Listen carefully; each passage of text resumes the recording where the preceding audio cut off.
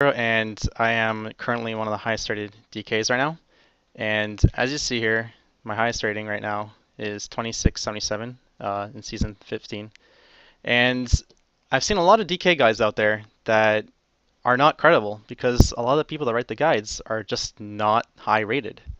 So after seeing all this, I wanted to kind of make a guide to really explain a lot of the thought process and a lot of the basic stuff that a lot of people are still getting wrong for no reason at all. So I'm actually gonna go really quick to the ladders, and you're gonna see that on the ladders there are currently only 22 DKs. I think right now there's 23, but this isn't the threes ladder. And where you see me on ladders right now is I am on the fourth place and the sixth place. So currently I am one of the highest rated DKs in the US at the moment, and a lot of people will say that we are one of the worst classes right now. So in this guide, I'm going to be talking to you about the stats and why haste sucks, and what you really gain from going crit versus haste. I'll be showing you why PvP power is still kind of a good stat for us. I'll go into like a lot of the basics, such as talents and glyphs, our damage rotation, and what you should do when a target's around like 50% or so. Macros and add-ons, which I won't go too much into detail because a lot of places you can go already explain these. But I feel like there are a couple of add-ons that you might want to check out. And then I'll end off the guide. This will probably be the most timely part of the guide. And I'll be showing advanced techniques in arenas and RBGs. I'll explain to you in every single RBG like kind of what the DK role is and stuff to look forward to in arenas. So when we're talking about stats, there are two ways that DKs go. We either go Mastery Haste or we go Crit Mastery. And as you see here, I'm looking at a DK who's reforged Mastery and Haste. And at the present moment, he has 14% crit. He has about 1,200 more Mastery than me, and his haste is at about 8,000. Now, when we go to my character right here, you'll see that my crit right now, when I go on my PvP tab, my crit now is at 24.52. So I told you that the other DK's crit was 14%. So that means that I have about 10% more crit than him. And that is a really big deal because a lot of our gameplay revolves around Swiper, and people who watch my stream know that whenever I go Swiper, Swiper, Swiper, Swiper, Swiper, then it's probably going to crit. And I mean, there's a correlation between the amount of times I say it and the amount it crits. And the reason why this is a big deal in terms of crit being a better stat is because when I told you the other DK's haste, and he had about 8,000 haste, right now I'm rocking 3.4 thousand haste, and we'll see how much haste he has. And he has, as I said, he had about 8,079 or so. So right now I have a PvE set which is imitating his haste, and I have the exact same haste pretty much. So as you see here, his rune speed in Unholy Presence is at 7 seconds, meaning that our runes will regen in about 7 seconds. Now when I go to my crit tab, which is what I use in my regular PvP endeavors, I only have 7.72. So that means I'm only losing zero point 0.7 seconds in Unholy Presence of rune speed. And this is completely mitigated by the fact that when we get CC'd for about a couple of seconds, our runes will be up anyways. So this is not a big deal for us at all. My mastery is lower, of course. It's like 1,200 lower, but that's because I am prioritizing crit over mastery, and I feel like crit is the better of all the three stats because I just like it when Swiper crits, and it's a really good stat for us to have. So when we're comparing that in Blood Presence with the way he has his haste at about 8,079, he has a rune speed of 8.4. Now when I go to my crit tab, I have a rune speed of 9.26, meaning that I'm only losing about 8.8 seconds of rune speed. Again, being mitigated by the fact that with the amount of CC in the game, we have this complete downtime where our runes will be up at the same time. So unless you're doing something like twos, where there's not that much CC going around, and even then, you're going to be facing a mage priest anyways. So there's going to be so much CC going out that your runes will be up in time for you to kind of use them at the appropriate time. Now, in terms of gemming, I'm going to bring up 3 tabs that people use in the regular gemming. So right now, I have a profile of Revolutio. He's gemming full strength.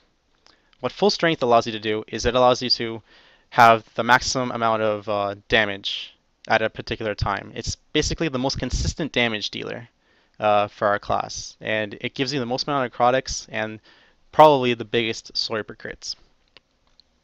So this is one way of gemming, if you want consistent damage. There's the other way of gemming, which is my way, which I go the PvP meta gem, and I'll explain to you why PvP power is kind of good. And then I go strength, critical strike in my yellows. In the reds, I go strength. And in my blues, I go strength PvP power. And I opted to go for the strength gem on my blue socket in the pants because I feel like the amount of strength that I get is offsetted by the amount of PvP power. The ratio is a lot worse than what I would get normally in my belts and my gloves. And this build is for a mix-up of the full strength build and pretty much the full crit build, where I have nice consistent damage, but also have a nice chance to crit. My crit is at 24.52. Revolutio's is at 22.5. So I'm losing a little bit on necrotic strike, a little bit on the damage, but I'm gaining 2% crit, and crit is still a really nice stat to have.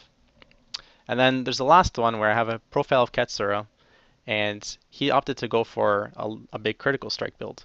And this is probably your burstiest build, but it's the most RNG based. So with a build like this, he only has 4% more crit than I, but when he plays a comp like LEDK or Shadow Cleave, those are comps that really rot a target down. So when he ends up bringing a target down with his Elemental Shaman, for example, and he has a Swiper on the rise, then that Swiper has a more likely chance to crit, and that's pretty much what he's relying on to get his kills. There's also the fact that when you kill totems, he might spend less time killing totems because one death coil ends up killing the target. So these are 3 ways of gemming a DK. I'm not going to tell you what's right because there is no right way. Every DK has gone high going all 3 builds. It's basically up to a preference and what you believe that you should run. Now, I told you that PvP power was actually a good stat. So I'm going to bring up the WoW right now. And I'm going to show you that PvP power is actually a really desirable stat. So I'm going to do a Thruxy over here, who is also another high-rated DK. And I'm going to show you that with my PvP power, I'm going to actually lose out on necrotic strikes, surprisingly. People only think that it's based on the amount of attack power they have, but this isn't the case. So what I'm going to do is, with both PvP trinkets up, and I don't have any procs right now, I'm going to necrotic once. So you see here that my necrotic hit for 49.5. Now, when I remove a trinket, you'll notice that this number actually goes down, and this will actually be affecting my absorb a little bit. So I went from 49.5 to 48.3. Meaning that PvP power actually does play a little bit of a role in the amount of necro absorbs that you get. And then I'll remove this third one, I'll remove the second trinket, and it goes down to 46.4. So therefore, by removing these 2 trinkets, I went from a 49.5 necro absorb to a 46.4, meaning that with about 5,000 PvP power, I lost 3,000. I lost 3,000 of an absorb. So that is basically how the stats go and why PvP power is actually not as bad as you'd think. So when we go to the talents and the glyphs, this is really basic stuff. And I like to thank Thruxy for letting me do the demonstration on them. So when we do the talents and the glyphs, these are my arena talents basically all the time. I'm not going to go into too much detail. I'm just going to show you the tab, and I'm going to show you the variation of conversion versus death pact. Chimpo Lols is a DK that is notorious for running Death Pact. And he likes running Death Pact because he likes the fact that it's an instant heal and he dies really quickly sometimes, so he needs that instant heal. The problem with Death Pact in some cases is that because when you're silenced, you can't use it. So that's when conversion actually plays a better role. Conversion is able to be used while you are silenced, and when you are LOS of a target, you can just use Death and Decay. You can just throw Chains of Ice on a target, kiting it, and just keep on healing yourself at the same time. And you can also just use a macro, which actually lets you spam it 2 times and get double the heal for it. This is also a better talent when you're doing duels or arenas versus dot classes, because it heals you over time, whereas Death Pact is just a particular split second. And then, although this is for arenas, for RBGs as Unholy, I would always spec Gorfine's Grasp.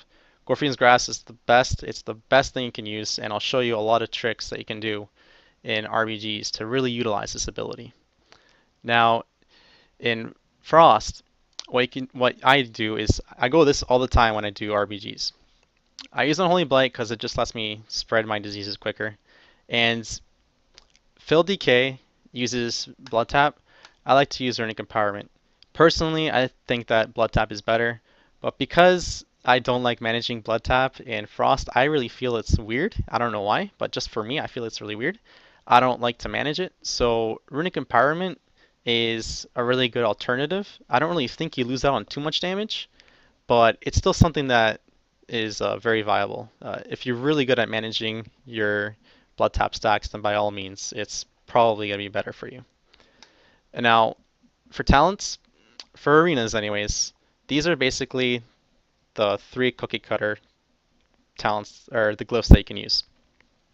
And the variations of this are, if you're facing against a team that doesn't have many things you can Dark Sim, then I replace it with either Regenerative Magic or Anti-Magic Cell. In most cases, Regenerative Magic, because if you're facing a KFC, for example, there's not much magic damage that's going out, and you need to be able to use AMS as many times as possible to make sure you don't get rooted at all.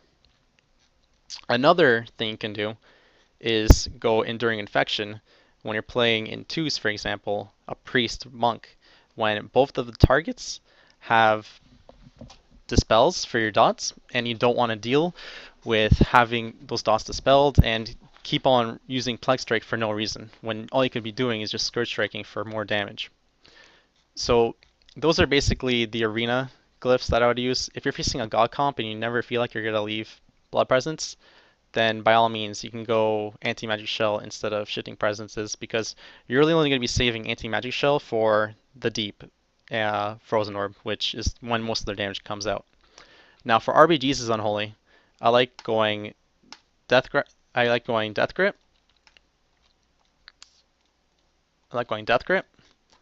Pestilence, and Death and Decay.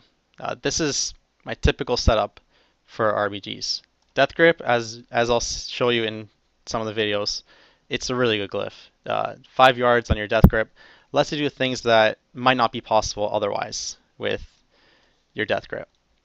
And then Pestilence, Cookie Cutter, and then Shifting Presences. If you ever feel like you're in trouble and you need to be defensive, then Shifting Presences. If you don't feel like you're going to be in trouble, then Regenerative Magic is also really good to replace it if you think you're only going to ride Unholy Presence. Now, for the Frost glyphs, you're going to see here that I have Unholy Command. The reason for this is the only map that I really like to go Frost for is Temple of Kalmagu. And the thing about Temple of Kalmagu is because the enemy gets so many stacks, you can actually utilize this glyph very, very well and make it so that whenever you grip a target in, you kill it with Obliterate pretty much within 1 or 2 Obliterates, because it's going to do about 200k damage. You can reset it, and then you can keep on doing your Death Grips and just utilize the Death Grip that way. So that was Talents and Glyphs. Now I'm going to go into a damage rotation, and I'm going to show you one of two rotations that you can actually do. I wouldn't say that one is better than the other. They both have their uses. So when you want the maximum amount of burst for your damage, how you can start is you can start by doing a Death and Decay, a Plague Strike, and then using 2 Festering Strikes. And then as soon as that happens, you Empowered Weapon. I'd throw in a Death Coil right there to get rid of the Runic Power, and then I'd spam 3 Necro Strikes. And at the same time, pop all of my damage cooldowns because of the fact that I have both of my trinkets up. So that is one rotation that you can start with.